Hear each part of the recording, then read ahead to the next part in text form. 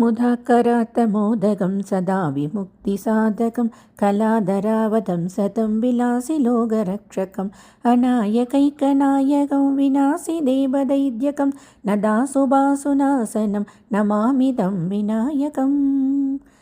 नदीतरातिभीकरं नवोदितार्कपास्वरं नमत्सुरारिनिर्झरं नदादिकावदुद्धरं सुरेश्वरं निधीश्वरं गजेश्वरं गणेश्वरं महेश्वरं तमाश्रये परात्परं निरन्तरं समस्तलोकसङ्करं निरस्तदैद्यकुञ्जरं दरोदरोदरं वरं वरे भवक्त्रमक्षरं कृपाकरं क्षमाकरं मुदाकरं यशस्करं मनस्करं नमस्कृतां नमस्करोमि भास्वरम् अकिञ्चनार्तिमार्जनं सिरन्दनोक्तिभाजनं पुरारिपूर्वनन्दनं सुरारिगर्व सर्वनं प्रवञ्जनासभीषणं धनञ्जयादिभूषणं कपोलदानवारणं भजे पुराणवारणं निदान्तगान्तिदन्तगान्तिमन्तगान्तगात्मजम् अचिन्त्यरूपमन्तहीनमन्तराय कृन्तनं हृदन्तरे निरन्तरं वसन्तमेव योगिनां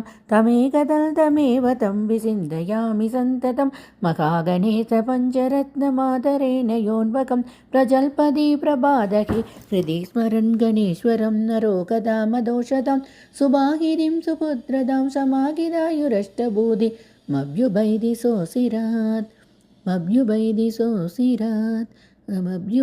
सोऽसिरात्